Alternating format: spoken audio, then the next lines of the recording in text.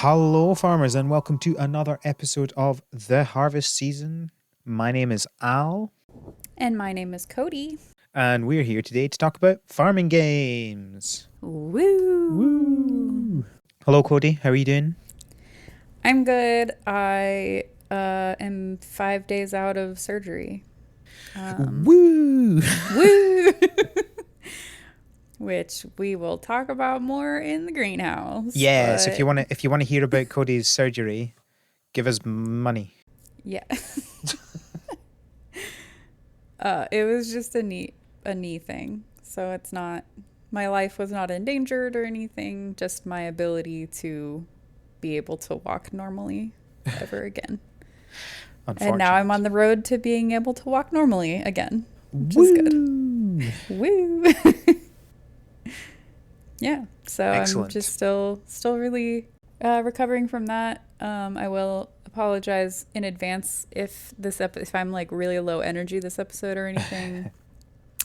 I'm only a couple days off of the pain meds that made me real freaking loopy. So my brain has the mental capacity. What did I tell someone? I said in my brain, I have the mental capacity of a wrinkled cucumber right now.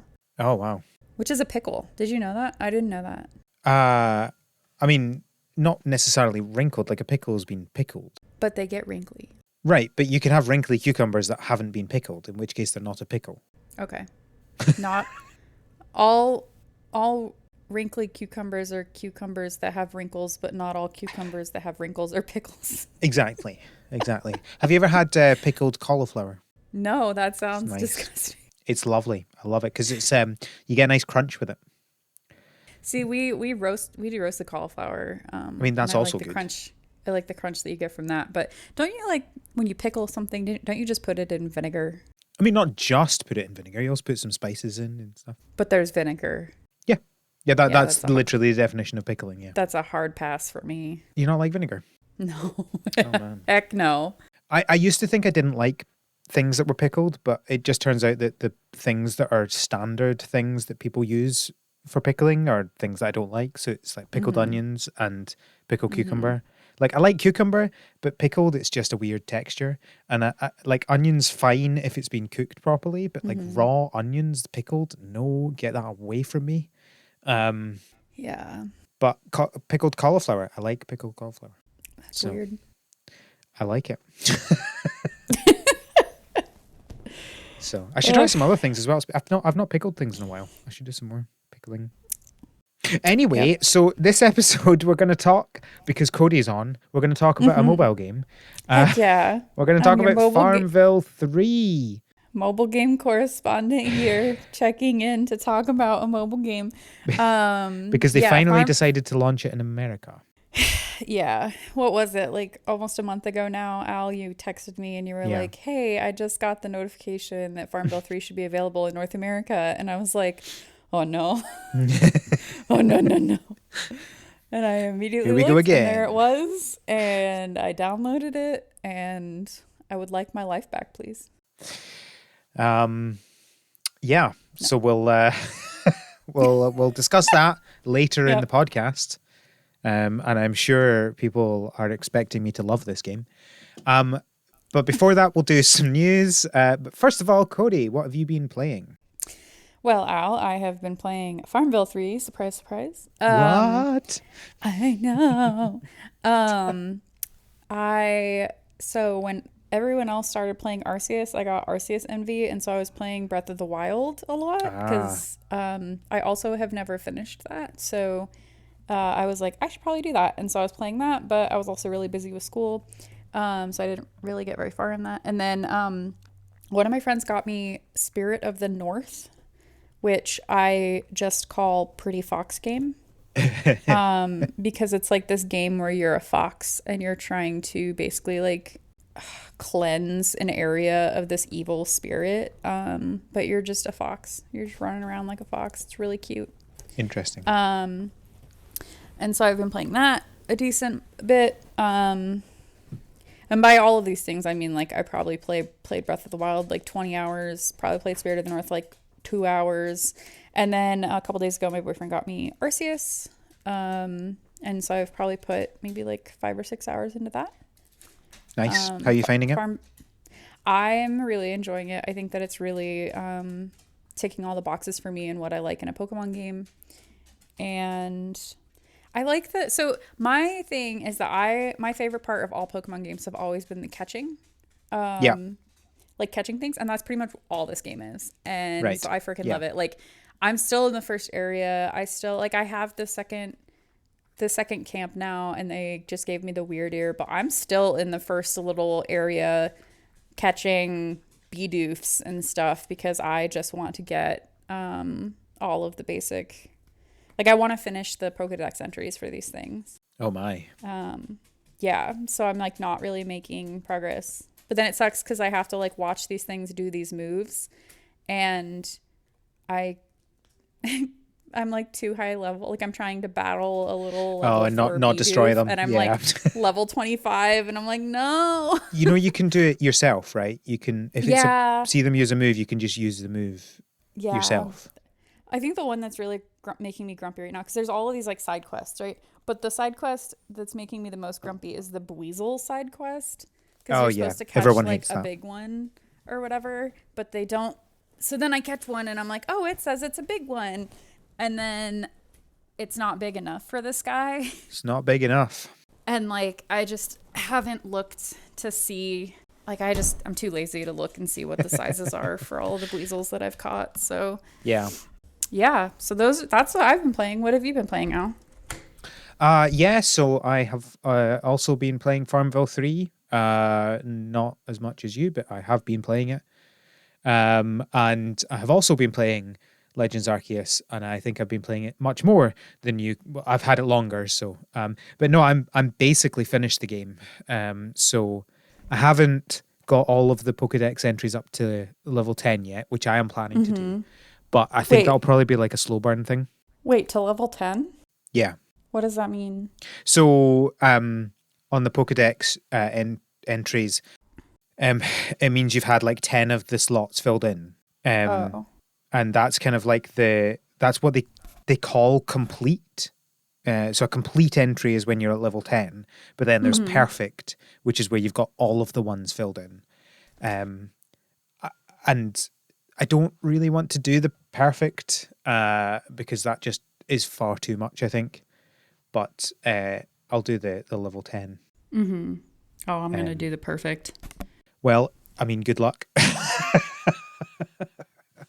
Or at least I tell myself that now, but then here in like a month, I'm going to be planning my field season and writing grants and stuff, and I'm not going to have any time for that stuff. Yeah, just wait till you get to Magikarp and you have to see it use Splash 100 times. Oh my gosh. Okay, yeah, I haven't seen anything that ridiculous yet. I did see the flying Gyarados. I was like, I did not expect Gyarados to fly like this. Well, it is flying type, so, you know. That's true. I thought like, every time I see it, I think it's dragon. Yeah. No, so it's good. It's good having you enjoying it as well. And so, but I think my time with it will probably be starting to peter out. I'll do some more shiny hunting in it, and I'll try and get everything up to level 10. But I'm not going to be playing it as intensely as I have the last 3 weeks. Mm-hmm. That's fair. So yeah, that's about me. That's what we've been playing. Cool. We're going to talk about some news. So the first piece of news is that Village Monsters release has been delayed again. So yeah, very sad. I'm not laughing. I'm laughing. I just, oh dear, I feel so sorry for them.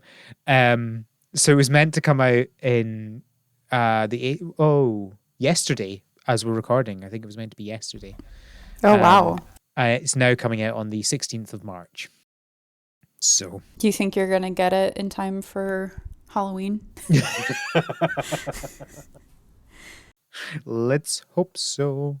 I'm sure. Well, so like they were saying, and I totally get this. So like in the release that they said, unfortunately, I still have too many things left to do and not enough time to do them. And like as a PhD student, I can so relate with that.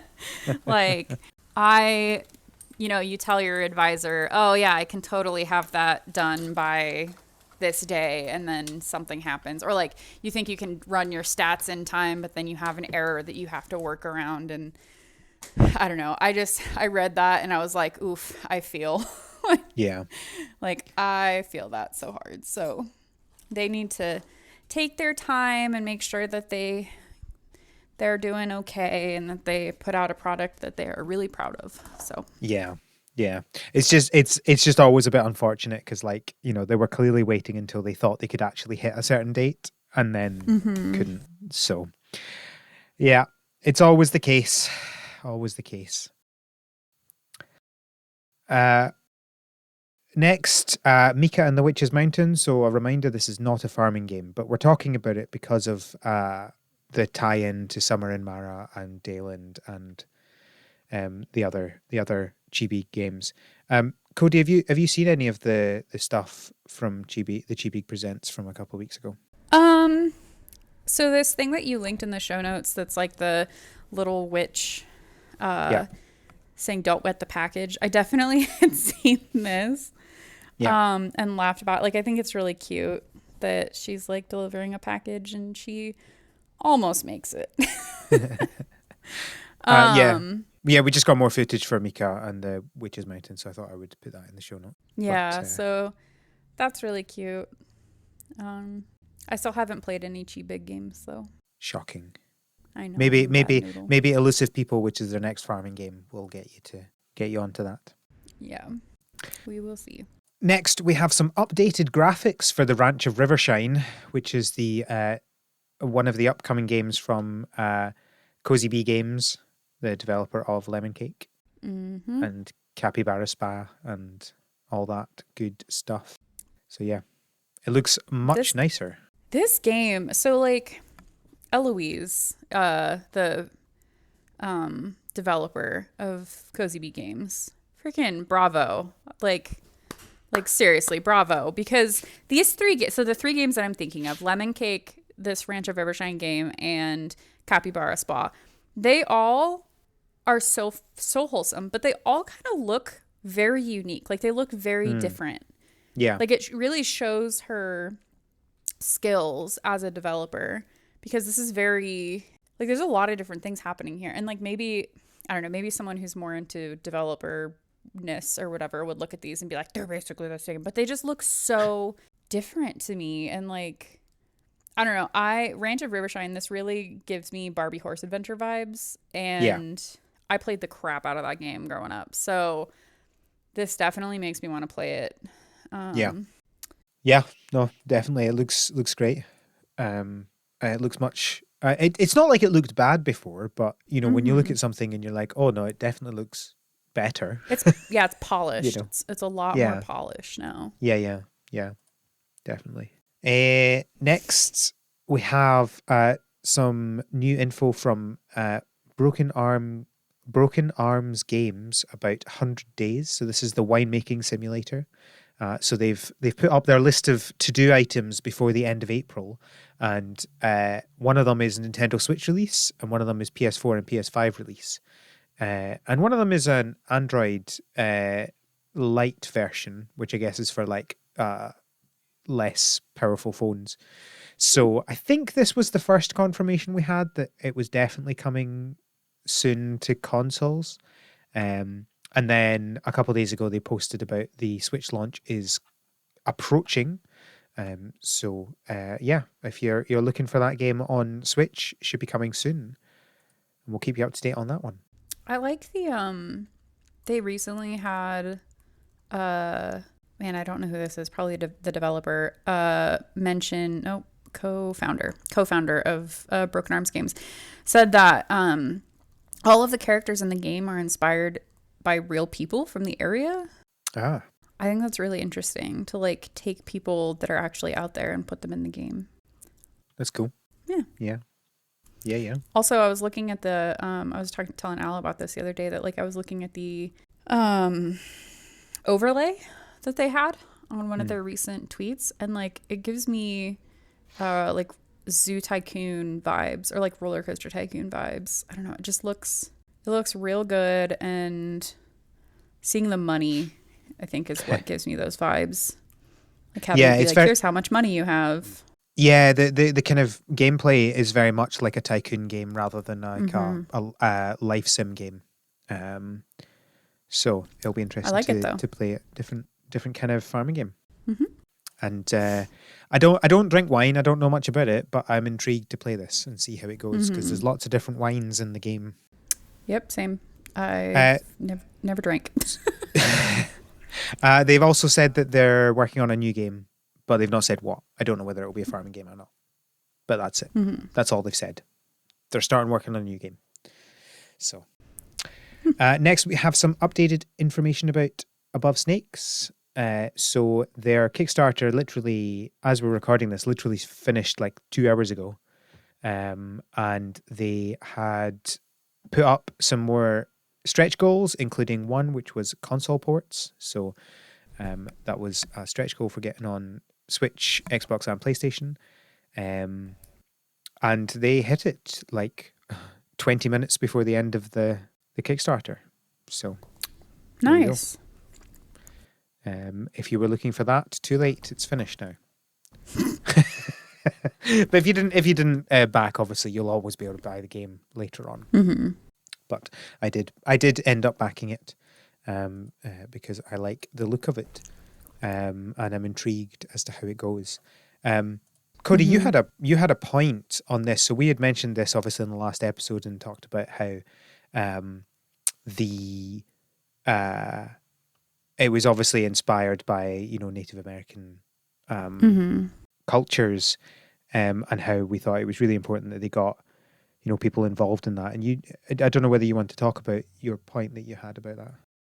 Yeah, so I think that y'all were talking about in the podcast how it's important that they consult people to make sure that it's realistic, but also so representative and respectful of Native cultures.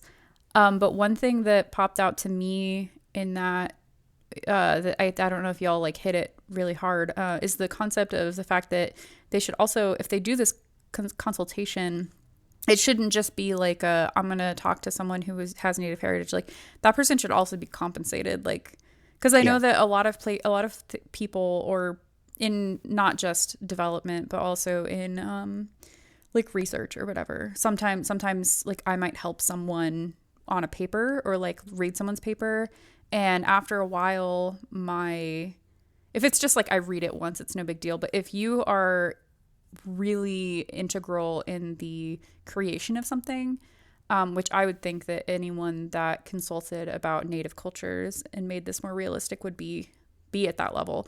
That person should be given either some compensation or put on, like, their name should be like put on the final product, and they should be getting like stuff from the final product. So it's not only listening to Native voices, but also like elevating Native voices. Yeah. I think that was all I was really getting at. We talked about that in the Slack for anyone. Yeah, you brought that up, and I thought that was really important because obviously we hadn't considered that on the podcast last week. So a really good point. And I really hope it is, as you say, respectful. We'll just have to see what happens. But I think it has promise, and it could be really good. Or you could just look at it and cringe. We'll just have to see what happens. Yeah, I think it looks a lot to me like it looks a lot like the look of it looks like Lens Island. But then it has this square land mechanic thing that's really interesting. Yes. Which I don't super love, but yeah, I guess that's his kind of unique selling point, right? It's like you're building up a world yourself, and you have like a limited number of certain tiles, so you want to build up your world how it is, which in terms of game mechanics is really interesting. Obviously, makes no sense in a lore sense, but that's a concern that I have for sure. But I mean, as long as you're kind of just like, I like to think of it more as like you're exploring the land around where you live. And so, just the game mechanic is interesting and you're adding things, but in terms of lore wise, you're just like exploring and finding new areas and stuff. Yeah, like you don't see that area yet, so you can't you don't like, you haven't been to that area, so you can't actually see it. I see that. Yeah, like, that would make sense. So I mean, I do still have my worries about that. Like, it kind of feels a little bit like it's kind of a lot of these kind of exploration games have their roots in kind of colonial thinking, like we're expanding and we need to expand.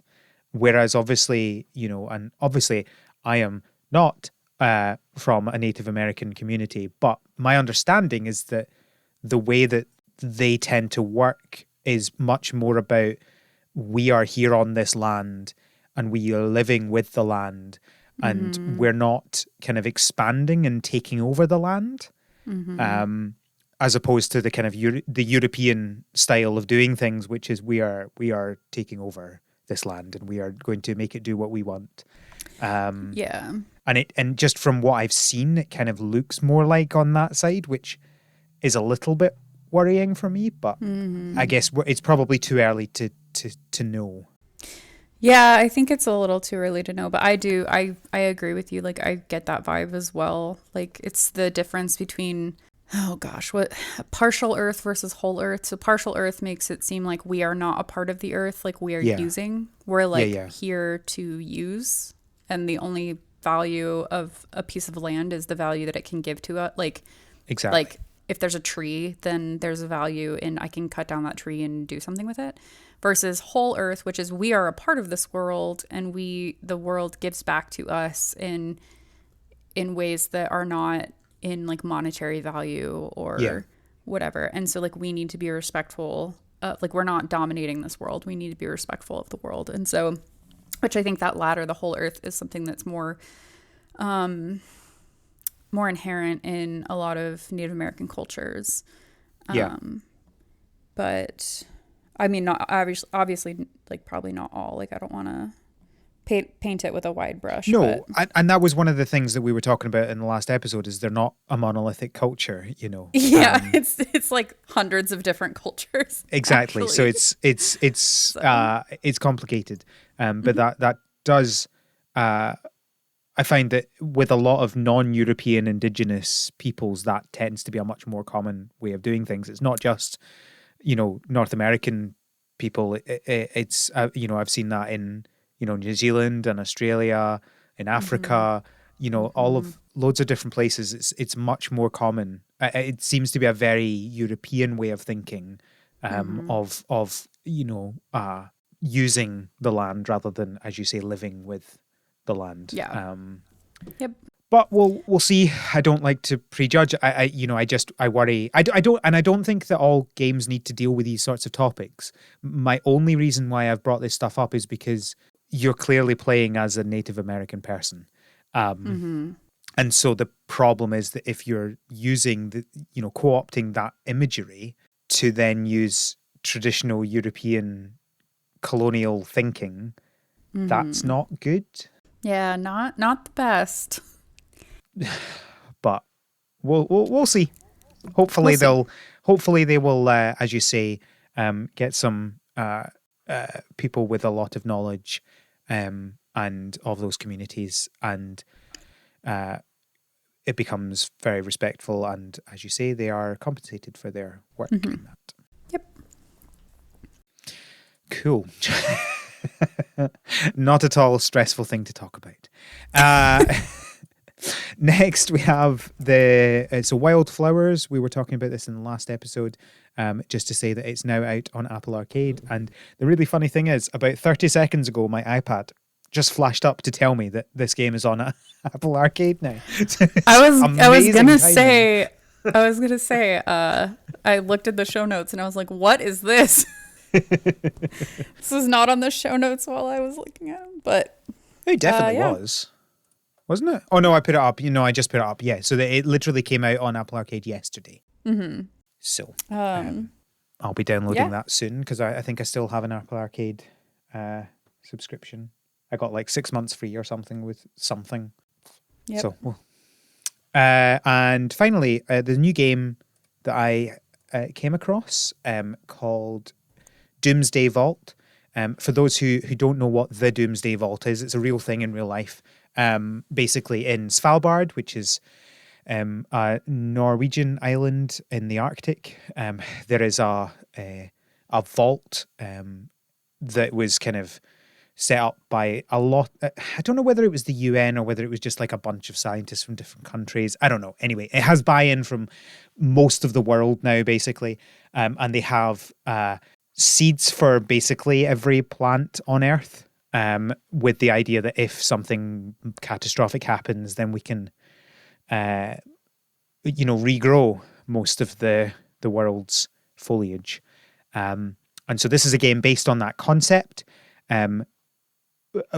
I've not looked too much into it in terms of like the reasoning for why it's happening, but you're a robot who's trying to kind of rescue the seeds and plants from the Doomsday Vault and regrow. So presumably something has happened to make this necessary.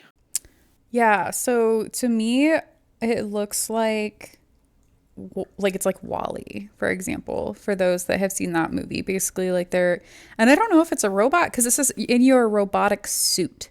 Oh, so robotic suit, right? Okay, I think you might be a human. Yeah. Or whatever, a non. I think human is pretty fair to say, considering it's based on the Doomsday Vault on Earth. But okay. Yeah. So basically, like, and it looks like you're the only one. So like, it's kind of like your Eva. You're on a lone mission to rescue Earth's precious plant life. So you basically like go into all these different cool environments to find plants, and when you find them, then you bring them back to, like, you rescue them and bring them back to your vault, and then you grow them in your vault and make sure that you have them all ready to go. Yeah. In case, and then you can also customize your little robot person. Yeah, so there's like some platforming levels to get stuff. So it's not your kind of standard farming game. Mm-hmm. So if you don't like platformers, then it's probably not for you. But I like the kind of combination of the platforming and the farming. And I've always been fascinated by the Doomsday Vault, because it's, like, I don't know, I'm just kind of one of these people that's always fascinated by horrific disasters. Not in a kind of like fetishize. No, I'm not going to say that word on the podcast. Not in a kind of want them to happen way. Obviously, I think it's horrible when these things happen, but I just find them fascinating. And thinking about, what would we do in certain situations is always interesting for me. Mm-hmm. Yeah. So we'll see what happens with that. I haven't actually looked to see whether they've got a release date. Oh, it's out. Okay, fine. It's out. Awesome. And it's out on Switch already. Mm-hmm. Cool. I guess I'll add that to my list of things to eventually play. So there you go. Go get it. It's on Switch and PC and Apple Arcade. So awesome. Happy fun times. Happy fun times. I think that's all of our news. So we're going on to the fun topic of Farmville 3. As of just now, the latest Farmville. Which means we can stop playing these now, right? Yeah. Sorry. No, let's not start off with Al complaining. We'll start off with, do you want to introduce Farmville 3 to people in case, just a quick overview, just in case anybody has no idea what it is and they've been living under a rock for the last 15 years. Yeah. So Farmville is a game by the company Zynga. I think the first one was exclusively a Facebook game. It was, yeah.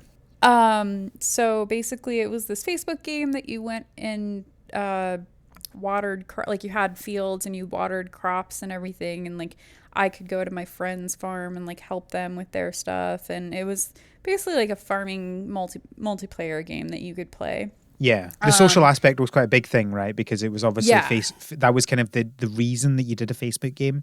Yeah. And I remember playing the first one. I also remember hilariously when I was visiting my grandma one time, when the first Farmville was out, one of her friends came down to see me because she hadn't seen me for like a year or so, and she wanted to say hi. And then maybe like a half an hour into the visit, she was like, "Can I use your computer? I need to check my farm." Like she had like an alarm on her phone, and she was like, "I need to like rotate my crops, and we were just like, Oh, what? was it a real-time game even back then? Yeah. I never played the original. Yeah, so it was a real time game even Oh, cool. then. So basically, it's a mobile game slash Facebook game. Like I could play it. You could play it on Facebook now. You could play it on Zynga's website now. You can still connect it to Facebook, but it is you are not required to have a Facebook account to play Farmville 3. So it's basically just a game that you can play. I have it on iOS, and yeah, it's just a standard real-time farming game. Cool. So our progress, Yeah. Al, did you start playing around the same time that I did, or? No, I've been playing it for months. And when I say been playing it for months, I mean, I started up months ago and started playing. And then I went, oh, Cody can't play this game because it's not out in America yet. Okay, fine. Let's do Farmville 2 instead. And so I stopped playing at that point. And then I started playing again, gonna say 2 days ago. Okay. I'm so good at this. I'm a professional. It's all good. I'm trying to figure out where on my phone I could like go to find out how long I've had this game. Not very long.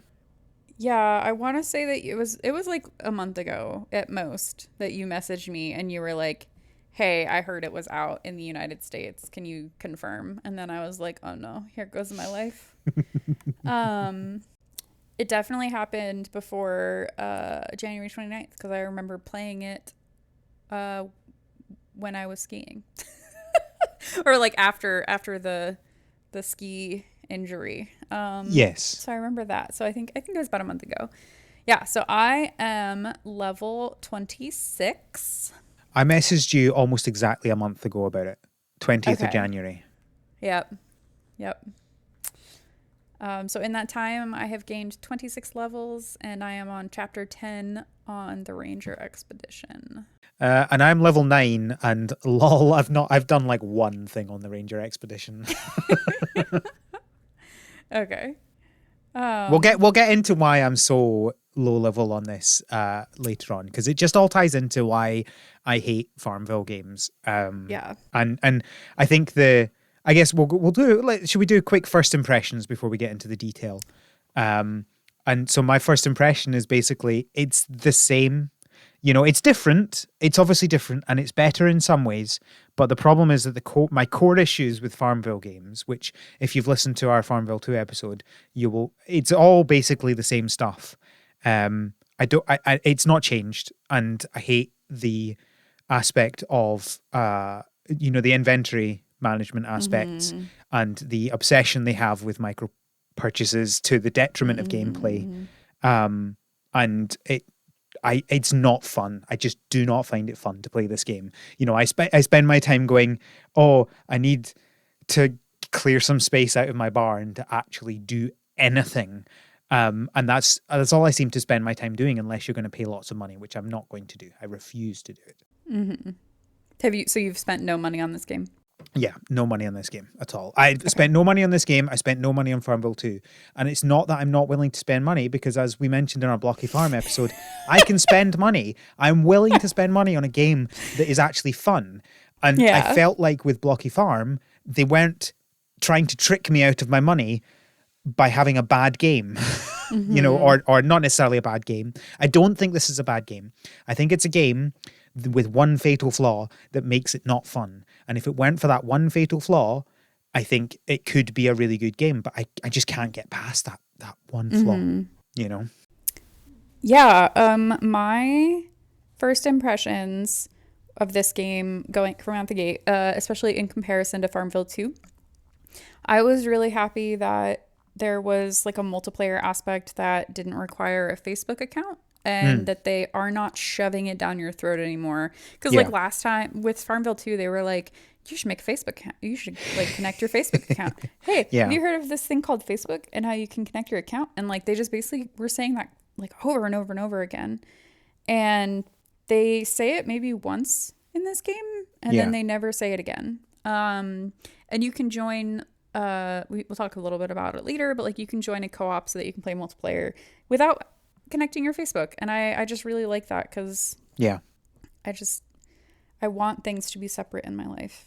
Yeah, And no, that's okay. definitely good. I think it's good that they have the ability to be able to do that, because, you know, as much as we all hate Facebook, it is still a really good way to be able to connect with people in that sort of way if you want to, Yeah. rather than having to find them in a different way.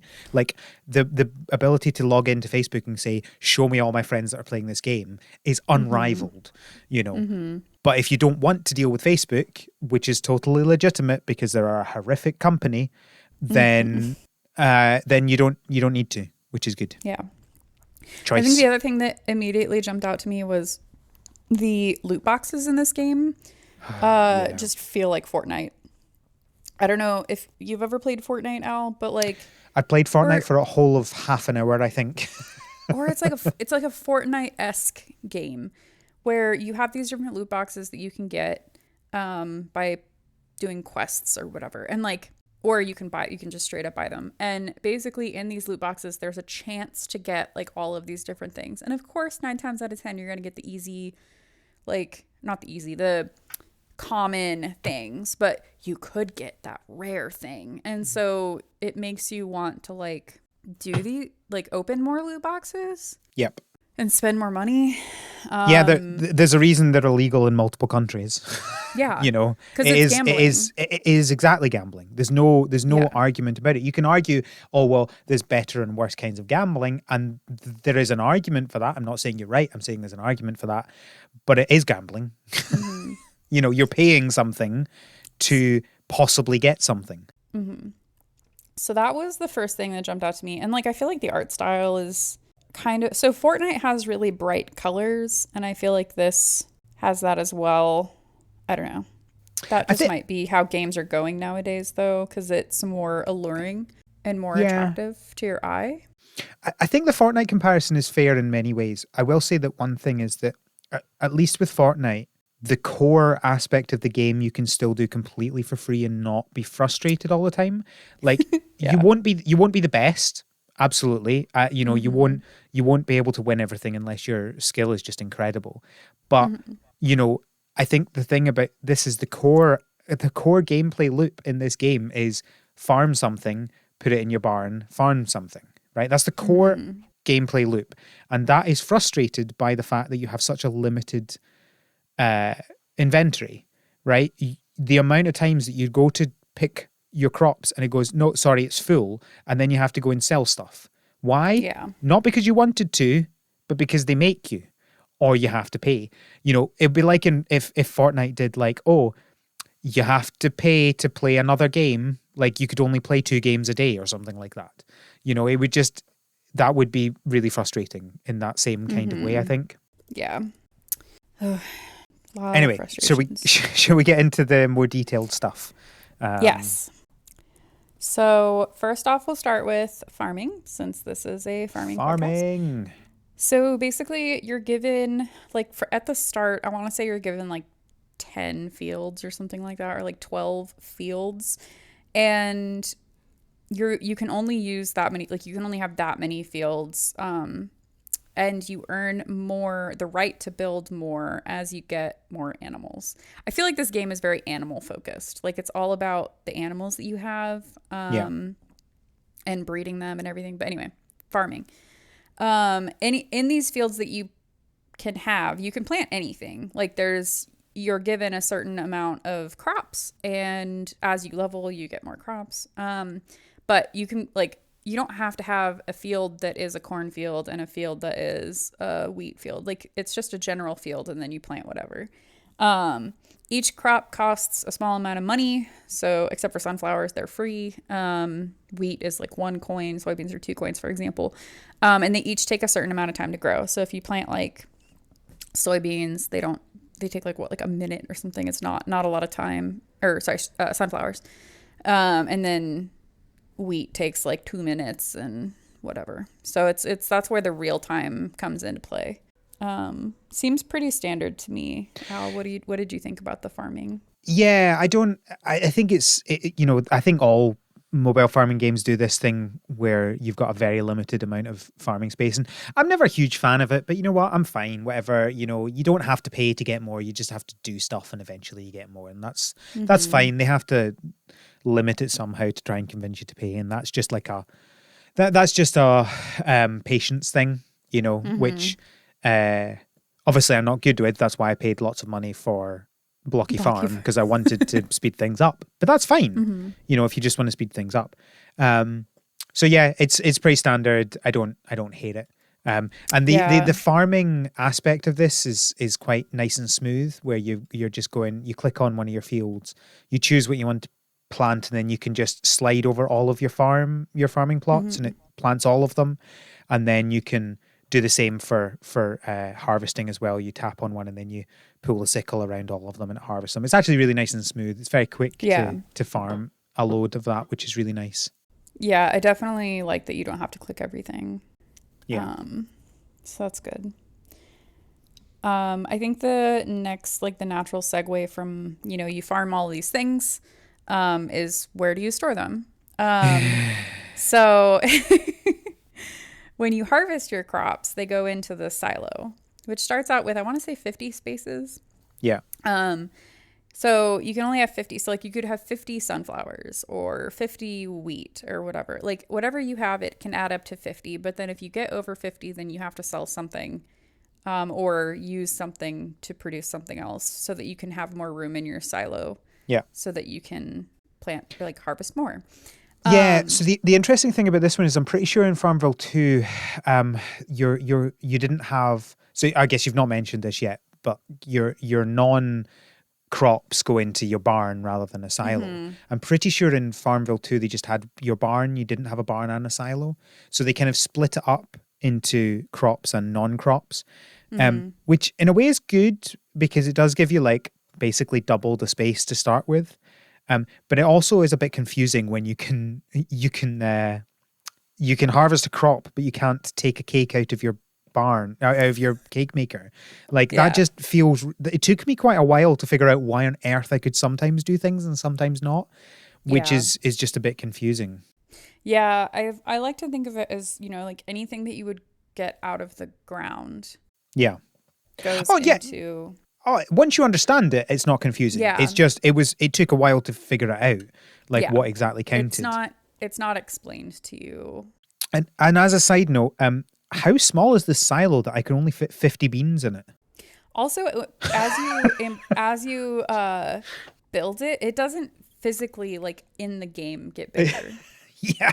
You don't... But the barn does, I think, doesn't it? The silo doesn't. The barn changes how it looks, I think, as you upgrade it. I don't think so. Oh, doesn't it? Am I just imagining that? I think you're just imagining that. It's weird. I just love the idea of we've got this massive silo and you can put 50 beans in it. Yeah. I've got 50 beans in a jar in my house. You're just doing it really inefficiently. Every crop is in a box.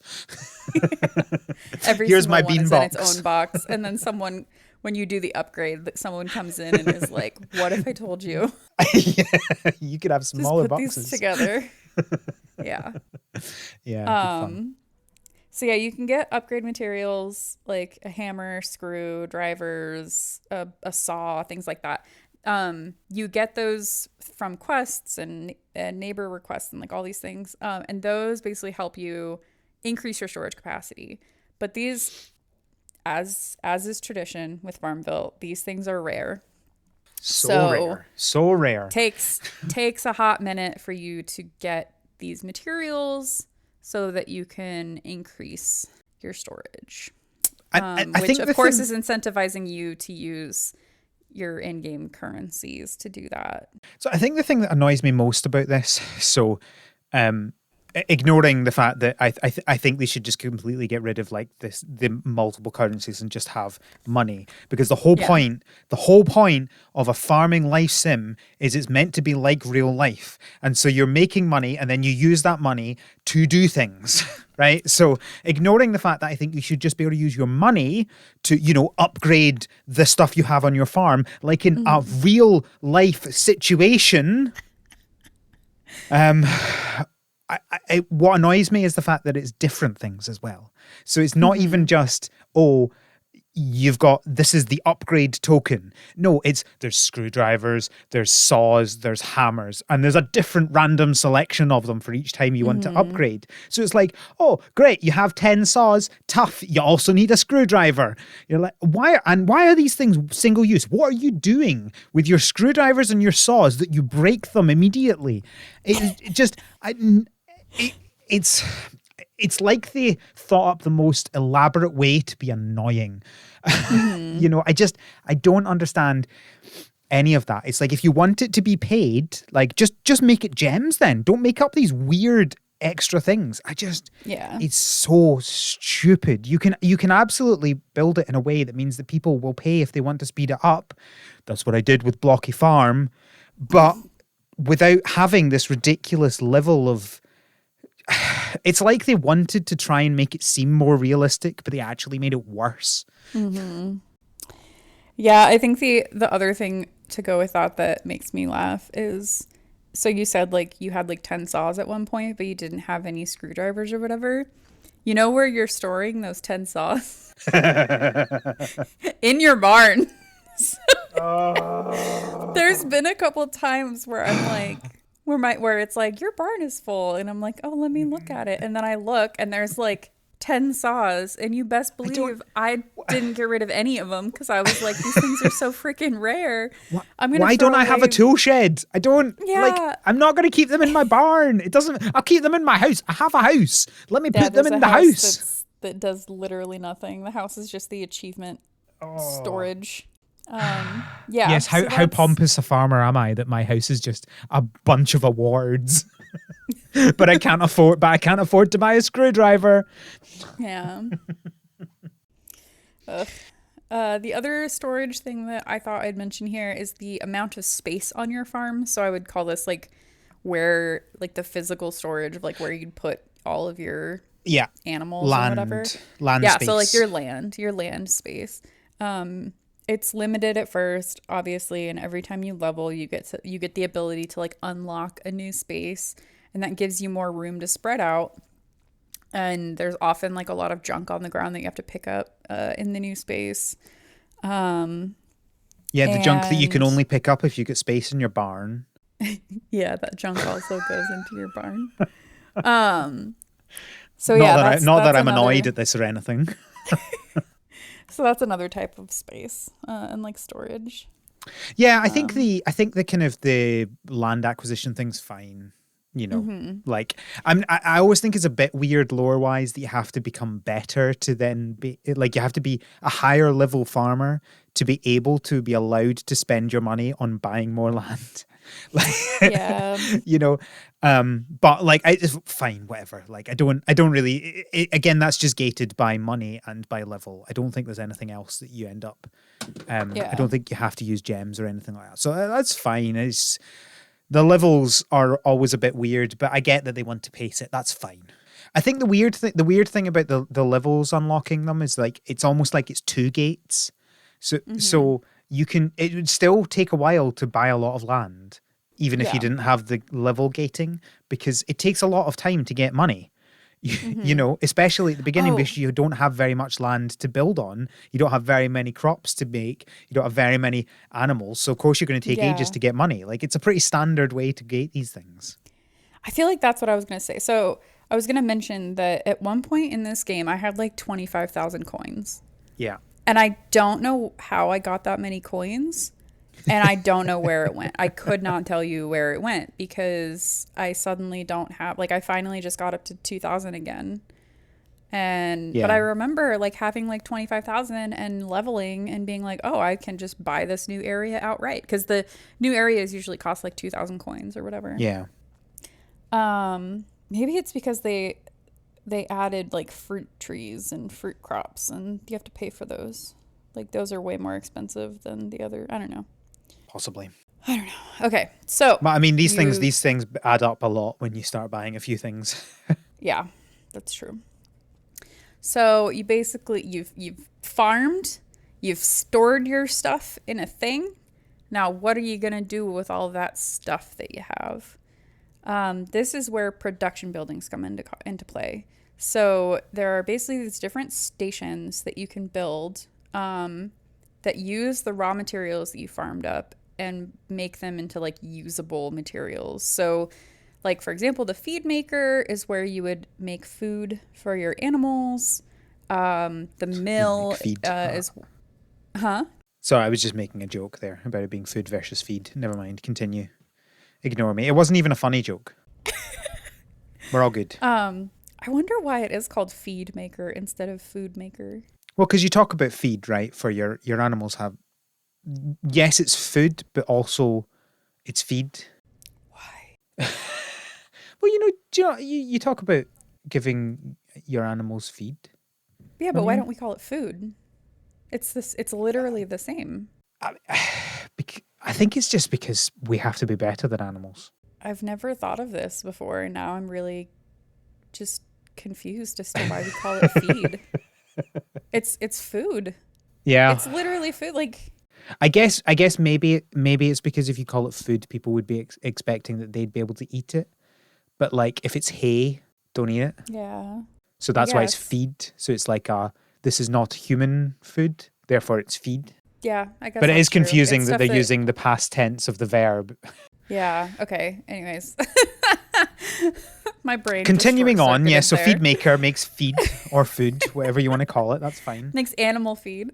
Yeah. The mill is where you'll make things like flour or soy sauce or sunflower oil. And then with these materials, you would I don't think that's how soy sauce works, though. But that's how it is in this game. I don't think you mill You grind it. soybeans into sauce. You grind it.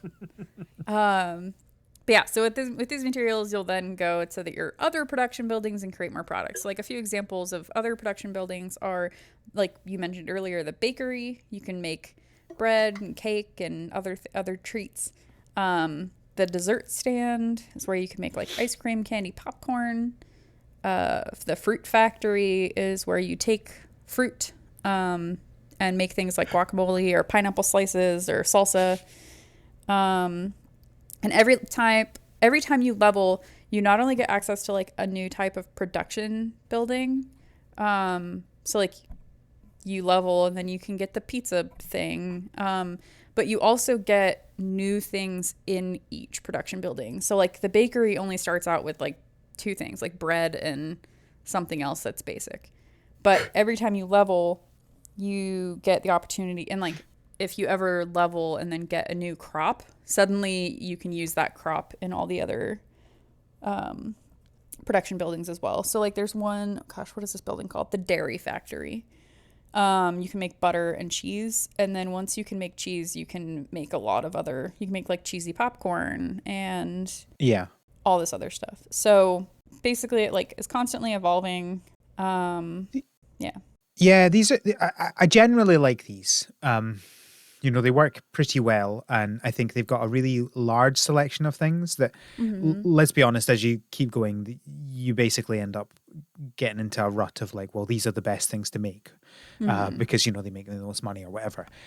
Although they try and do a good job of having like, quests and stuff that make you make things that you wouldn't necessarily otherwise make. My issue with these goes back to the storage, right? Where I'm literally at the point in my farm where unless I go and specifically sell some corn or something like that, I can't take a cake out of my bakery, and I can't obviously put some more stuff. I can't use up some stuff to make another cake because I have to take the cake out of my bakery before I can put stuff in, and you just ended up in this horrible situation where everything is full. My makers are all full. My farmland is all full, and all because my barn and my silo are full, and so I can do nothing. There's nothing I could do. I can't use up some of my animal feed because I can't get the stuff from my animals. It's a horrible loop of not being able to do stuff. So this game is basically storage manager for you. Yeah, that's exactly what it is. And this is, I will try not to talk about it all the time, but it is, to me, the fatal flaw. Yeah. It's not fun. It's inventory management, the game. Yeah. And that is the least fun bit of every game. Yeah. I think that I've not had as much of a problem with that because I only make something if, like, I basically look at the quests or look at the order board and I only make what I'm going to be able to get rid of. All right. See, that's not how I play these games. I play these Yeah. games by going, let's make everything and make a lot of money. Then I can keep doing stuff. Because that's what I would be doing is, But you know, even I'm if going you to make all make these things. even if you make something, so I was just looking at my barn. Let's see. I have, gosh, what is something? Okay. Bacon mayo fries. Something I Whoa. make in the frying station. Takes like three different materials, I want to say. Yeah. It only sells for 62 coins. Yeah, no, sure. That's what I was saying. Like, So, you do get into the situation of like, there are the best things to make. But that doesn't mean yeah. like, you know, sure, it only sells for 62, but that, you know, it's not like, unless there was something that comes out of that machine that makes more money, Mm-hmm. I don't want it just to be standing still and doing nothing because it could be making Mm-hmm. something and making me money. Yeah, that's fair. I mean, I would just look at like the order board and see, is there something that has bacon mayo fries in it or whatever? Yeah. Um, But the problem is like all the order boards are like multiple things. And so it's like, okay, yeah, great, I can get rid of this thing, but they also want this other thing that I now can't get because everything's full. yeah. Like there's a reward here. I only need one caramel and four soy sauces, and then I get 108 coins when I like deliver it. Yeah. So I think that 108 coins is probably more than I would get if I sold these things individually. Oh, definitely. Definitely. So I think it's like selling things through the order board is like if that should be your end game, or Yep. the neighbor requests or the boat, like all these different Yeah. things. But then you're at the mercy of like the RNG for that, right? Mhm. Which is Yeah. fine, but not fun as like the only way to play the game, Yeah. you know? Yeah. Well, and then the other thing is these things refresh. So like Yeah. say that Oh, yeah. I was like, oh man, I only need one more soy sauce. And then I make the soy sauce, but then when I finally It's get a chance gone. to check the game again, it's gone. Then I'm Yeah. like, oh, now I have 4 soy sauces and I don't need them for anything and they're just taking up space. Anybody want my soy sauce? Yeah. Yeah. No, I think, yeah, Um, generally though, you know, just to talk about these on their own rather than also just complaining about the storage aspect of it, I think they're fine. They're good. Yeah. As I said, they've got a good amount of varied things. I think probably the most I've seen in any farming game in terms of Mhm. like just pure, these are the number of things you can make. It's way higher than anything else, which is a really good thing. Yeah, and they have like quite a bit. Like they have them all the way up to level 53. I haven't even gotten to the point in the game where I can fish or mine. And those are things that are available in the game, but you have to be like level 30 or level 50, and that's not going to happen. Oof. My word. Yeah, so those are the production buildings. The next thing that we have to talk about is the animals, which is the other, apart from farming, it's the other really big component of the game. Yep. So there are 2 types of animals that you can have. So there's the farm animals, which give you a product, and the exotic animals, which you send on these expeditions. So farm animals are like those that you'd expect. So like cows, chickens, pigs, things like that. Later on, you do get things like some of the woodland animals, like you can get hedgehogs and things, but they still give you a product. Like they're bringing you something or giving you something in the main screen. This is where this game gets a bit merge mansion-y to me. I don't know if you felt this way too, Al. So you basically have a regular cow, which is called a shorthorn cow, and then you get another one, and then you breed them together, and the cow that you get is called an Angus cow. Yeah. Or like, wait, sorry, you get a Holstein, and then you get a shorthorn, and then when you breed 2 shorthorns together, you get an Angus. So it's like and every time your baby cow grows up, you sell the older ones. Yeah. And so then you just have an adult second version cow, Yeah. second breed cow. And then you breed 2 more first breed cows to get another second breed cow. And then you breed the second breed cows together to get a third breed cow. Yeah. And so like you're basically merging all these things together, and then you just let like while the baby cow is growing up, you can get products from the adults like milk, cream, things like that. And they all produce the exact same type of product. So like a level 3, a breed 3 cow is not going to give you anything different than a breed 1. It only has to do with the offspring that it has is like the next tier of offspring. Like you cannot breed a Holstein and an Angus. Yeah. You have to breed 2 Holstein to get a Shorthorn, and then get another Shorthorn to have another Angus, and then your Angus will breed. And every time you access a new like breed, you get another field plot. So that's like how you get more space for your farming. Yeah. It's kind of weird. Yeah, I think it's I liked the idea of like, getting different kinds of animals by breeding different animals. I like that idea. Mm-hmm. But I think it has the same issues in that because you don't have a lot of space in many different ways, it becomes less fun. Mm-hmm. Because like, oh great, I've made this and now I don't have any space for it, or oh my other cow is obviously too old and now I've got to sell it. It happens really quickly as well. Yeah. It's interesting idea, but falls on the same issues as everything else, in my opinion. Yeah, I think that the space is here. This is the storage for your animals. Like, you have an animal home. So, like, I have like a cow home, which is like a cow pasture. I can only put 2 cows in there.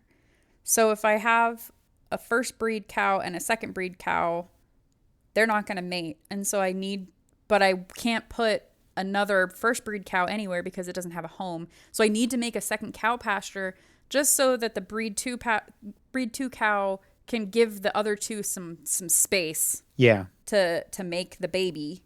So I end up, and like, this is basically like a stacking issue. Like over time, there's going to come a point where I have a breed 5 and a breed 4 and a breed 3 and a breed 2, and I still need to do 2 breed 1s and then like go up the ladder. So I currently have, for all of my different animal, I'm double checking. Yeah. For all of my different animal types, the cows, pigs, egg birds, which is like chickens and ducks and stuff, sheep, and then woodland animals, I have 3 homes, like 3 of each pasture. But for almost all of them, only 2 of those are in use right now. Yeah. Because I'm not like full on it because I've been breeding them and stuff. And so then I end up with these just empty farms, which you can put away, but then junk shows up on your farm, which we'll talk about later, that I hate. Yeah. So I just don't worry, I hate that as well. But yeah, I don't know. It's interesting. It is just I don't know. It's one of those. It's just another storage problem. It's just another inventory manager. Exactly. It's an interesting idea, but the problem is it just adds to the problems. Yes. Each animal requires a certain type of feed that you make in the feed maker that we mentioned earlier. And they all have this set amount of time that it takes for them to make the product. So like cows probably take like a half an hour to make milk, or an hour to make cream. There's white eggs and brown eggs are the 2 types of eggs that different egg birds can make. It also does that thing. I love the idea of like a white egg and a brown egg being different. It's like it's not duck eggs versus chicken eggs. It's white versus brown. Yeah. The brown eggs are used for other things.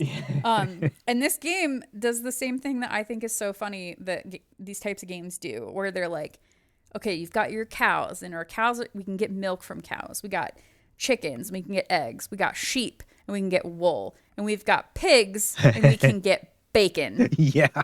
And those pigs don't go away when you harvest bacon. Just going to peel some off you, Mr. Pig. You're literally, like, how else do you, because you're it doesn't exhaust the pig. The pig is still like, you feed the pig again. And it's like, oh, make you some more bacon. I'm like, I'm just like shearing off pieces of this pig and then just throwing it back in the. Vegan bacon has to come from somewhere.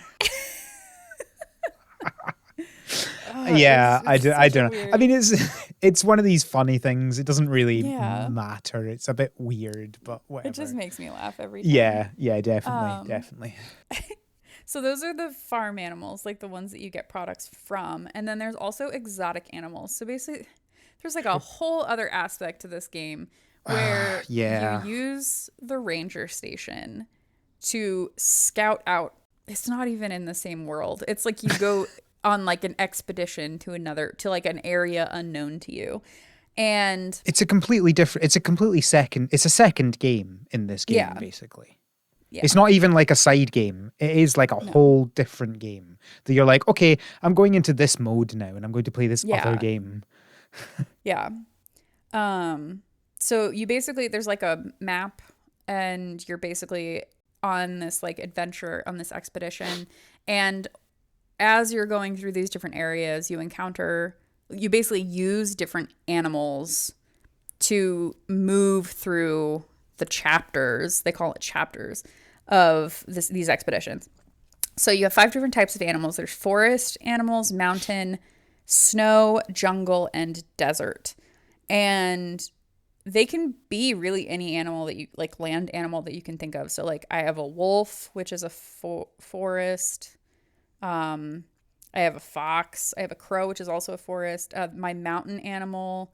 I am blanking so hard right now. Oh, sorry. My wolf is my mountain animal. I've got a bog turtle as a forest animal. I've got a deer for snow.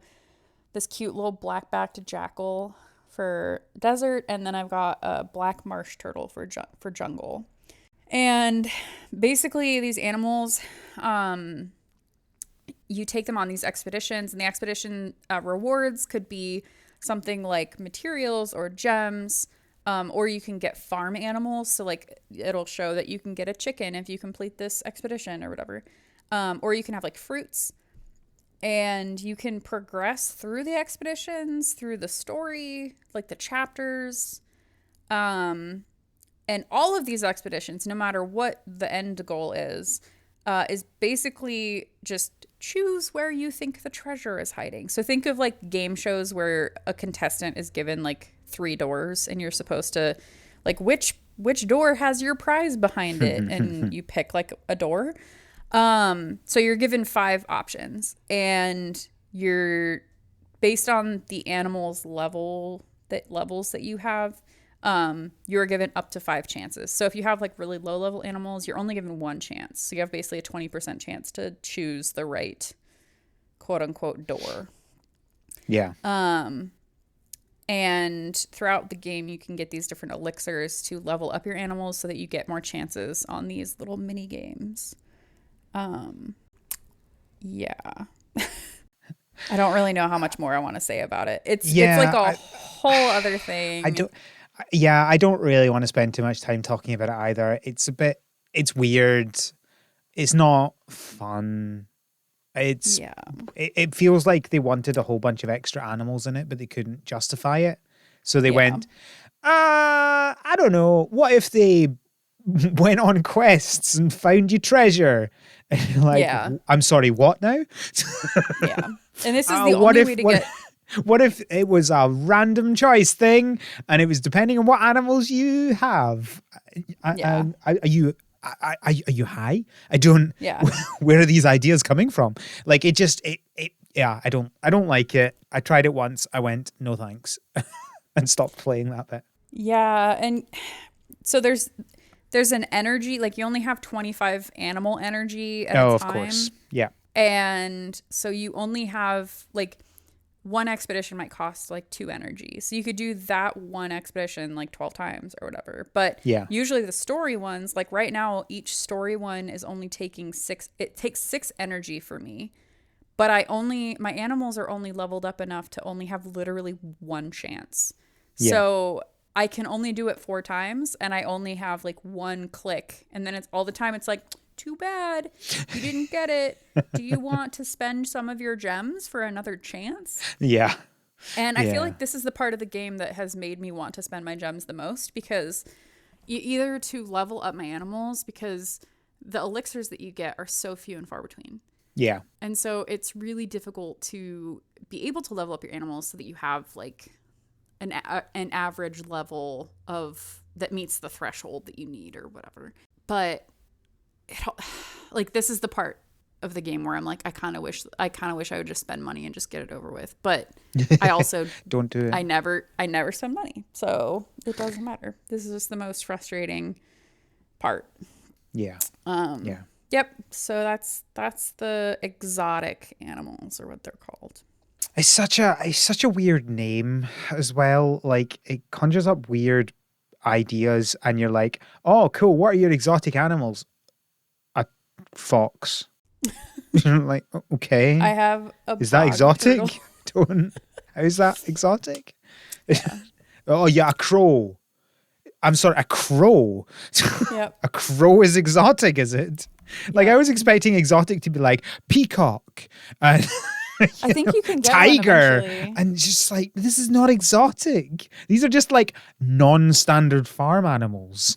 I think that's why. So like the other thing about it is like you can have level 1 exotic animals to level 5 exotic animals, and like based on what their level is, like, or how many stars they have, then they can like get to a really high power level. And almost all of mine are like 1 or 2. Like they're not great. Yeah. So it's like almost like there's no point in putting elixirs into them and leveling them up, because I'm just going to get like a level 3 at some point. Yeah. And within like 2 elixirs of the level 3, it's going to be above what the level 1 could have been. Yeah. So anyway, it's just another waste of time of the game. Yeah. But anyway. Speaking of waste of time. Perfect.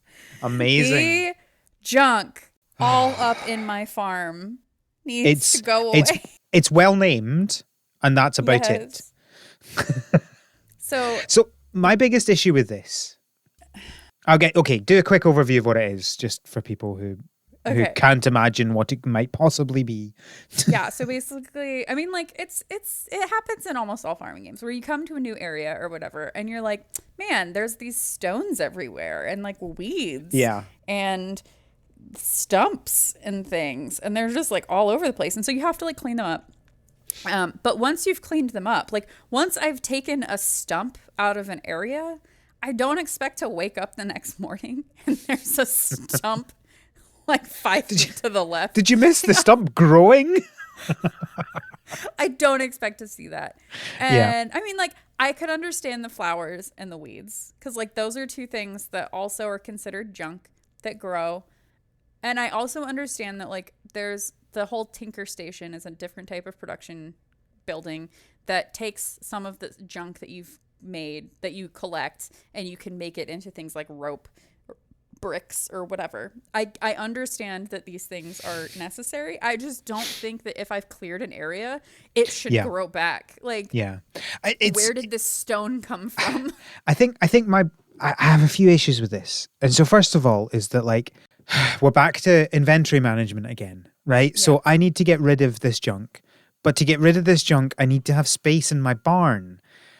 But I was wanting to put something down on the ground to put stuff in, so I had space in my barn. But now I can't do that because there's no space in my barn to put the junk in. Like you can't just get rid of it. You have to put it in your barn first. And secondly, so you can't just click on it and get rid of it. You have to have your workers do it for you, which, you know what, in general would be fine if it was done in a better way. But your workers don't go, oh, I'll go get rid of that bit of junk for you. No, like they would in real life. No. You have to go, hey, you, Mr. Worker, you get rid of that 1 piece of stick. And you, other worker, you get rid of that weed. Yep. And then they go and spend 10 minutes getting rid of that thing. Yep. And it's like, I specifically had to tell you each individual thing that you did, and you took ages to do it. It would be much quicker for me to just do it. But you can't do that. And you're limited in how many workers you have and how much energy they have and how quickly they do it. And then, of course, you have to put them all in your barn. And I don't have an issue with waste in these games, right? Like all games have them. and it's fine. I don't care. But this just made it the most annoying possible way to do this you can think of. Yeah, like, so basically you have X amount of energy that your farmhands can use. And like you're saying, I've picked up a stick. I've got no energy left. And like, oh no, your stick person picked up a stick. Yeah. And so now your weed person is also very tired. Yeah. The combined. I forgot about that. The combined energy. It's Yeah, like, they have oh my word, combined why? energies. I need to fire these people and get people who actually have any energy. Or like any incentive, because you like get there and they're always saying things like what, like the main girl who does like the weeds, she'll be walking around, she'll be like, oh wow, we could clear some weeds up over here. And I'm like, get on it, Marie. Like, why do I have to sit behind you with a freaking like bullhorn screaming at you to like, you have one job. And it's stupid, and you should do it without me having to tell you that you need to do it. And don't tell me that you watched Chad cut down a tree, and now you're like, whew, that was hard work, Chad. I also am not going to work now. Like, yeah, there are 10 things to do, and there are 4 of you, and nothing gets done. And nothing gets done until I'm here, and I'm like, what are you doing? Like, you do your freaking job. It's the like worst. The freaking lumberjack guy, every time I send, like half the time when you, so they all have like this like flavor text that they say. I also love to joke that the baker lady has a big crush on Chad because she's always saying hi to Chad, or she'll be like, oh man, Chad, I wonder how Chad is right now. I'm like, oh wow, she got some feels for him. Like I get that. But like, one of the flavor text things that he says when you click a tree and you're like, go chop this tree down, it's annoying me now, or like, it's like, I want this gone, is he's like, let me just go apologize to the tree real quick. And I'm like, what the heck? Why are you making me feel bad for clearing away this apple tree that now is going to do nothing? Like, I'm not getting any more apples from this thing. But anyway, the whole thing, like, so it basically incentivizes you to keep crap on your farm. Yeah. So I used to put like going back to talking about the animal homes, like I used to, if I didn't have cows using a cow home, I'd put it away. Like I'd put it in my storage or whatever. But then I'd come back the next day and there would be some stones there and I couldn't place it anymore. Yeah. And like before I put it down, I had to clear the stones away. Or like there was an area that I had cleaned up and I thought it looked really nice. And then I come back the next day and it's freaking got all this crap all over it. So I've just started filling every possible space with these decoration items that they give you for, well, you can spend money on them, but I just get the free ones. And I just fill all the space with these free decoration items. Like, I feel like they took the worst possible option for so many of the aspects of this game. And it's like, in this one, I can think off the top of my head of a better way to do it. If you want to for it time-wise, to not be able to just go, right, get rid of all this stuff, all you do is you have a single worker and you pay them for a certain amount of time of clearing stuff. And each thing they clear takes a certain amount of time out of that. Right? There you go. Done. Right? It costs you money to do it, so you're not just going to be constantly doing it. They're only going to do it for 10 minutes, and each thing they do takes a minute to do. So you can at most get rid of 10 things for your cost. But you don't have to specifically tell them which ones. You probably could. It'd be nice if you could, right? Because you could say, I'd like you to get rid of these ones first, please. That's fine, whatever. But like it gets rid of all of the issues we've mentioned, and it, except the fact that obviously, you know, you also want to reduce the spawning of them, but that's a separate issue. It gets rid of almost all the issues we discussed, but it also keeps your gating. It stops people just getting rid of everything all at once, which for some reason they like to do. There are other ways to do these. You don't have to be dreadful. yeah. Ugh. Okay. Should we move on to monetization? Oh, Cody, we're hitting that point where I just want to be done with this game. Yes, let's talk about monetization. It's stupid. Have you guessed? We can blaze through these last couple things that we have. Right, that's fine. I think this is the last ranting one. The rest are just, okay, fine, whatever. Okay. So rant about the money. Every game, I don't know why these places are obsessed with different currencies, right? It's like Yeah. it's like they're deliberately, and it might be, they might be doing this. I'm not sure. It's like they're deliberately doing it to confuse you, to make you accidentally spend money. Yeah. Because it's like, why, if I'm working hard to get lots of money, why can't I use that money for things? Why am I limited until I pay money, real life money? It makes me not want to play these games when they do that. I hate it with a passion. Well, and the way that they could get around that is have it so that you are able to buy any of these other currencies with the base currency, like with coins. Well, it doesn't Like even need to say be that. It that doesn't even need to be that complicated. You just get rid of all the currencies, right? just only have the one. Everything costs coins, but you can buy the coins in the shop. There, Yeah. you can still pay to speed things up, but you don't get confused about what you're actually doing to pay to speed it up. Because at this moment, Yeah. you look at it and you go, I don't know what anything does, because you have to keep all these things in your brain. It is very confusing. So we've talked about, coins, which are like your everyday things. The standard one, money. Yeah, the standard one. The one that makes sense. Gems, which this is the one that they eke out to you in small increments. Like every now and then I'll complete like the 10th level or whatever, and they give me 10 gems, and I'm like, ooh. That's half of a hammer. Yeah. I have 496 gems right now, and I was saving them to and maybe I'll do this before we get off here or something, since I'm going to be uninstalling this game. I'll just spoilers. Yeah. I'll just buy something really big, really snazzy with them. Just go upgrade your barn, go crazy. There is experience that you get. So this is not really like a currency, but it's something that you get as you level and stuff. Yeah. But you don't get it for all of your actions, only some of your actions. So there's energy. I'm counting both the farmhand's energy and the animal energy. Yeah, because they're different. Expedition. Yeah, they're different, and you can buy them with gems or real human, in the real world dalals.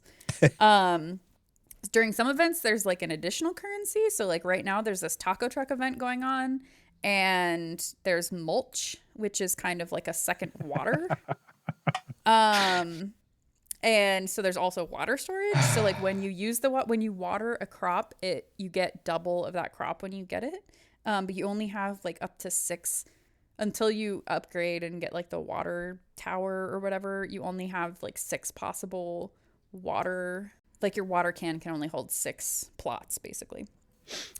There are rubies, emeralds, and pearls, which are used to activate weather boosts at your weather station, which I thought was the dumbest thing. I really think the weather station's really dumb. And it's really silly that is the only thing that these currencies are used for. You can get stickers for your farmhands, and that lets you level them up. So, for example, if I have a farmhand I just got, if I get 5 stickers of this farmhand, then I can level them up, and then they're more productive or faster. I don't know what the hell it does actually. But yeah, most of these things you can buy more of by spending gems or real world money. And I'm sure I'm forgetting some. Yeah, because it's hard to remember them all because there are so many. Yeah. I tried to go through and look at the game and get all of them though. But it's just bad. It's anti-consumer. It is literally just there to confuse you, to make you spend more money, to make it hard to not spend more money, because you're like, okay, great, I've built up all of X currency, but I can't use it for what I want because I can't do that. So I have to spend money to buy a different currency. It doesn't allow you to. It doesn't allow you to play fairly. Yeah. It's bad. Don't do this. Yep. Okay. Moving on real quick. I'm just gonna combine these second two. No, it's all good. Quests, order board, and events. So these are basically things that you can do. You can use the things that you've made. in these. So These the these are quest log, pretty standard for mobile yeah, farming games, I think, all of these. yeah. So there's a quest log where you have daily quests that you need to complete. So for example, right now I have daily quests like add 7 animals to your farm or harvest 65 crops or whatever. And once I have done all of these different things within a 24-hour cycle, I get like a crate that I get to open up and get a bunch of currency crap. There's a limited time quest that can give you some really good materials, and there's like 3 tiers of it. So you can, if you beat it at the first tier, then you get like a really basic chest, and then the second tier is a bigger chest. Mine right now is to do anything with sheep. So feed sheep, collect wool from sheep, breed sheep, get rid of sheep, things like that. And then there's one that like is basically main story progression, and currently I'm being asked to unlock the Featherbird Cove expansion, which is where you get peacocks, I think. I think that these are birds that you don't get eggs from, you get feathers from.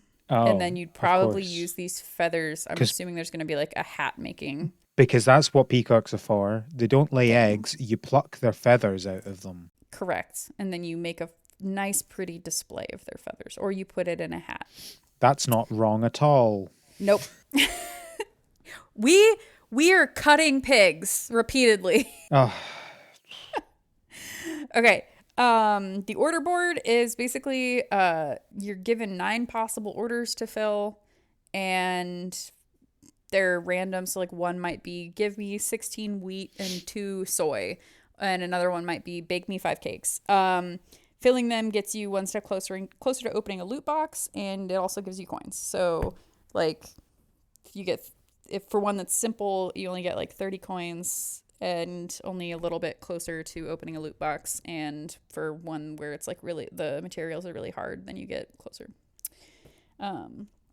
faster. And then events there are like sometimes events, and they are usually different. So like the last one was this really cool museum event, and I actually thought the museum was something that I had unlocked, and I thought it was always there, and I was really excited. But you basically like dug up fossils as like a new type of junk, and then you would make these like a necklace or boots or whatever, and then you would turn those into this lady and get points towards completing a quest for the museum or whatever, and you got coins from doing that too. You should probably in real life you should probably be checking with experts to see whether your fossils are actually scientifically valid before you turn them into necklaces. Just saying. Yeah, go to Blathers first. But yes, and then so now it's a taco truck, and so now instead of doing all of that other stuff, a couple of your production, like your bakery and your barbecue, I think, have new things that you can make. And you have to grow beans and jalapenos, and then you use those to make the foods. And then there's like a line of people waiting at the taco truck that you're like fulfilling their orders. And when you finish that, you get reward crates throughout, and then there's a grand prize at the end. So for the taco truck, it's a short-tailed albatross, which is a 3-star mountain exotic animal. I don't know, you got anything to say about any of that, Al, or you want me to just keep blazing forward? No, I don't. I mean, they're fine. Whatever. Okay. I'm never massively interested in the events that these games do, because I'm never playing them as regularly as they want me to. The quests and orders are fine. They're standard farming game thing. Like, yep. They don't do them in a way that I hate. So, yeah.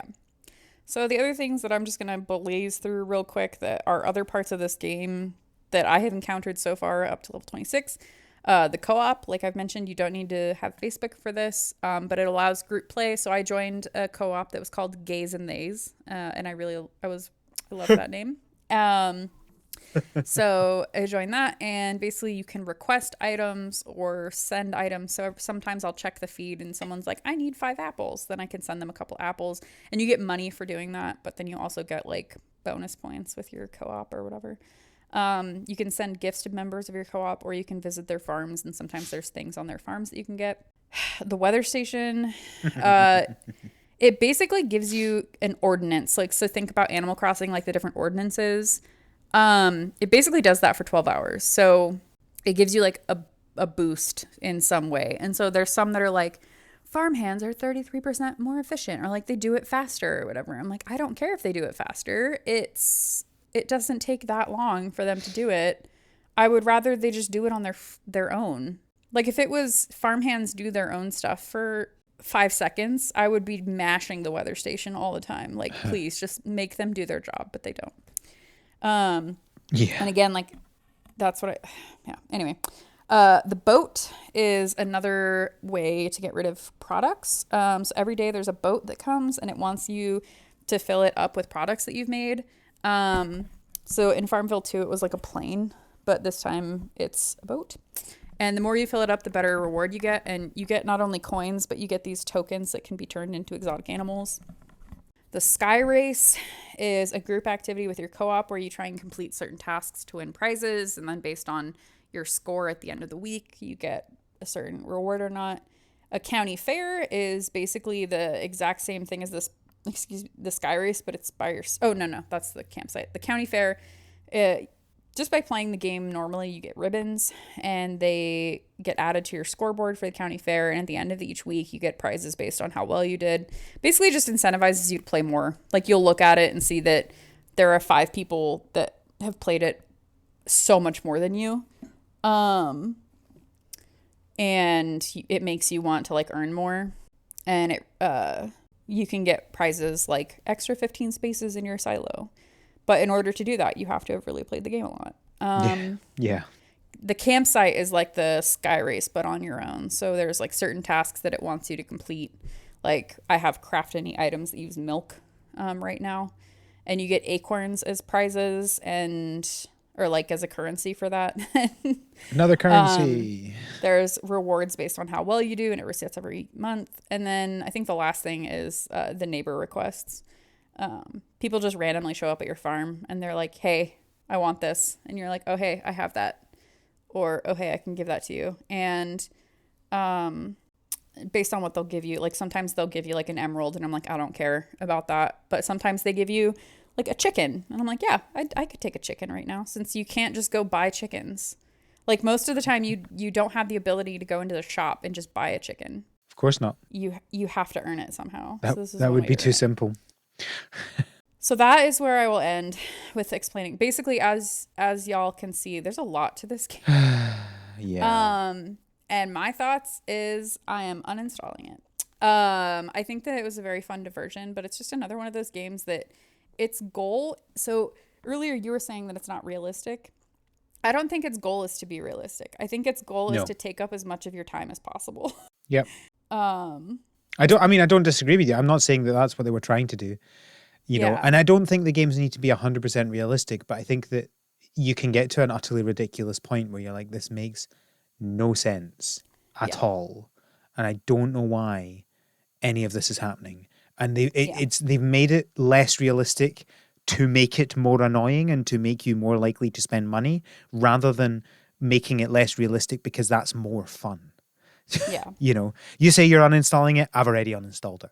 Like I legitimately really struggled to play any more of this game in the run up to this episode. I played enough to remind myself of what the game is like, but I just opened it up and I was like, oh yeah, I'm back in this position where there's no space, and everything on my farm has something that I need to get out of. So I need to go sell some stuff that I don't want to sell because I can't do anything else. And it's not fun. It's not fun. Yep. So I just spent 450 gems and I got a 3-star brown reindeer. Nice. And now I will uninstall it. I think that like it's got it. There are people that would want to play this. I think that it's just a game that wants to take too much of my time. I think if you're the sort of person that enjoyed if you've tried some Farmville 2 and you liked it, this is a better version of that game. Yes, definitely. It absolutely is. But I don't want a better version of that game. I want a different game. You know, I wanted it to be different, and it wasn't different enough. It still kept going with the same stuff. Yep. it just incentivizes you to sit and play it forever. And then if you run out of things to do in that moment, you'll have something to do in 5 minutes. And so it's like at any point in the day, I could look and I could think and say, oh, there's probably something I could be doing in this game right now. Yeah. Yeah. And so you can go back to it again. And that's not the type of thing that I want as a mobile game. Yeah. Or as any type of game, really. Like my life is not, I just want to fill my days playing video games. Yeah. There are some people. There are some people who that is their life. Like this. I don't know how to say this without seeming mean. Like grandmothers, or older folks who want to play games together. I could see me being an 80-year-old woman with my friend, like. Al, when we are 80 years old, we're going to play the crap out of Farmville 54, we're going to be playing this game together. We'll see. Because it's a way to like have fun and interact with other people, but it's just not. I honestly think if I get to the point where I'm spending most of my time playing Farmville, I've probably failed in my life. Yeah. I hope I always have something that is more enjoyable to do than that. No, fair. I think it's fine. I wouldn't judge anybody for playing it. Yeah. The patient gamer who is fine with the fact that the game isn't doing something right now, and that's fine. I'll just get to it when I get to it. I don't care about the notifications of it complaining that my animals have the energy now to do stuff. I'll get to it when I get to it. That's fine. If you can do both those things, if you're fine with it going slowly and you're fine with it not being the most efficient, then you might enjoy this. Yep. But if you're either of those things and I'm one and you're the other, it's not the right game. Yep. Well, thank you, Codey, for joining me to talk about another Farmville. I'll see you in a couple of years for the next Farmville, I'm sure. Although there's plenty more mobile games that we can be playing. Or non-mobile games that might be related to bees. Shh. Spoilers. Thank you for joining me. Thank you, listeners, for listening. Codey, where can people find you on the internet? I am on Twitter at Codey Mathis, which is my name, Codey with an E. You can find me on Twitter at the ScottBot. Scott has one T. You can find the podcast on Twitter at THSPod. You can email us from our website, harvestseason.club, where you can also find links to everything else related to us, including the Patreon, where we have a Patreon exclusive fortnightly podcast where we talk about random other things. In the next episode, we'll be talking about Codey's surgery and about our predictions for Pokemon Day, which by the time it comes out will already have happened. So if you want to hear ourselves making fools of ourselves, you can do that on our Patreon. You can't believe what Codey got right. Which we don't know yet. It will be fun. I think that's everything. Thank you all for listening, and thank you, Codey, again. And until next time, have a good harvest.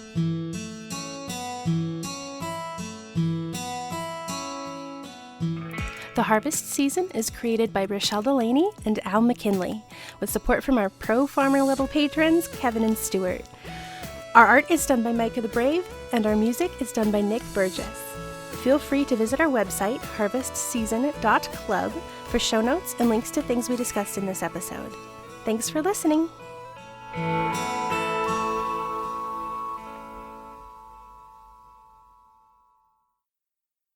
I don't know why I lost my train of thought. I'm gonna stop. I have no idea what I was gonna say. I was like scrolling around on my farm, trying to I'm just gonna stop.